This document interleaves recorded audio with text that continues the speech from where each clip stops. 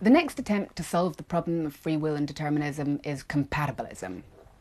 Compatibilism is the view that although we don't have metaphysical free will, we are determined. It doesn't matter. We nonetheless have moral responsibility. We have the thing that matters. How does this argument work? Let's start with Hume.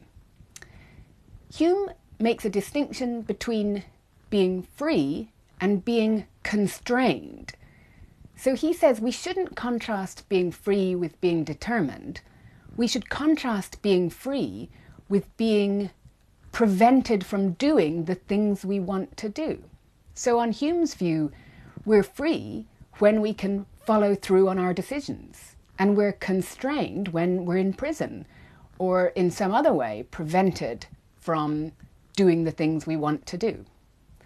So Hume changes the terms of the debate and solves the problem in that way. What he's really saying is, look, we shouldn't be thinking about determinism. Determinism just is the case. And so there might be a sense of freedom that's opposed to determinism, but that isn't the interesting sense. The sense of freedom that we should be interested in is just the totally ordinary sense of being able to walk around and do what we want to do. To many, this has seemed like a somewhat lame response. It seems that in changing the subject, Hume really has missed the important point. But I think that there's a really important insight in what Hume says. And that view is shared with contemporary compatibilists who build on this insight.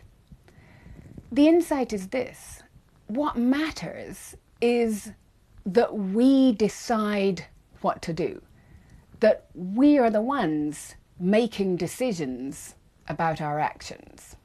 That's the thing that really matters.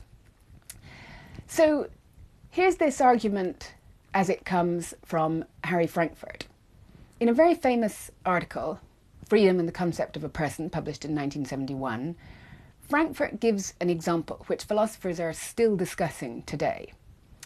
Here's a version of that example. So imagine that an evil neuroscientist has found some way to control Neera's decision-making. And imagine that Neera is about to vote in an election. If she votes for candidate A, the neuroscientist will intervene and ensure that she chooses to vote for B.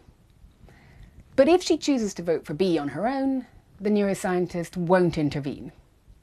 So let's imagine that Neera does decide to vote for B. She makes the decision on her own, that's what she does, the neuroscientist doesn't intervene. What do we think about Neera's responsibility? Most of us would say she's responsible. That was her own decision. And that's where Frankfurt says, aha, you see, it doesn't matter that she didn't have any alternate possibilities. It didn't matter that that's the only thing that she could do. The only thing that matters in this situation is that Neera in fact made her own decision. So again, the general point here is that making your own mind up because of your own reasons is what makes you responsible. It's not the fact that you could have done something else. And so Frankfurt's point is, determinism doesn't matter. Maybe it's true that we can't do anything other than what we do, but if we decide to do that on our own, that's enough to make us responsible. Here's another version of that argument, this one from Peter Strawson. Strawson points out that as we go about the world engaging in ordinary interpersonal relationships, we react to people on the basis of what we perceive to be their motivations. We react to them on the basis of what we think is their quality of will, as Strawson puts it. What we think they're up to. Are they trying to hurt us? Are they trying to help us? And it's on the basis of those thoughts that we praise or blame them or resent them or whatever it is. Strawson's point is that it doesn't really matter where their quality of will, where their motivations comes from. In particular, it doesn't matter if those motivations are determined.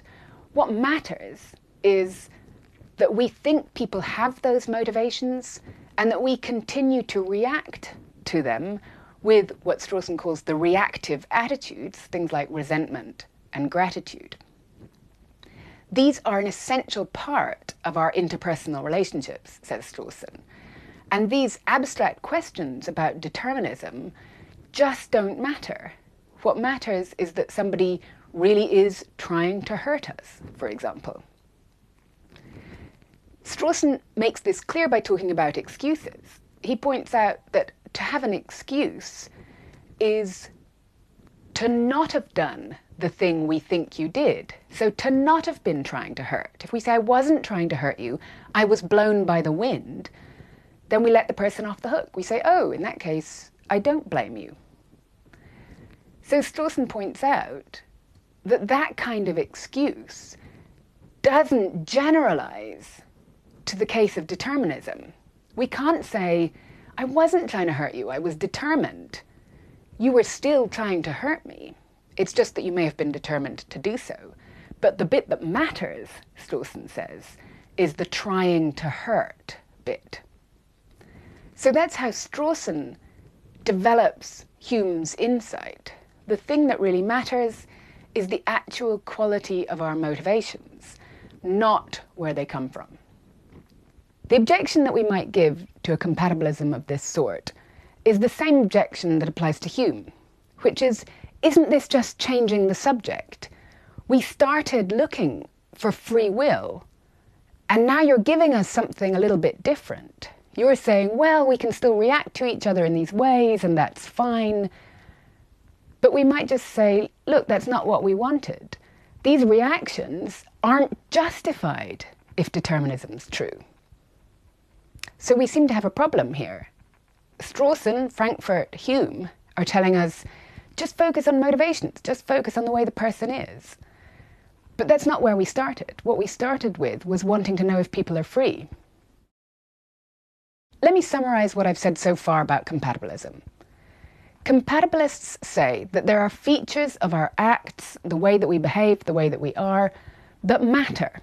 And they matter to moral responsibility. And they matter even if we don't have metaphysical free will.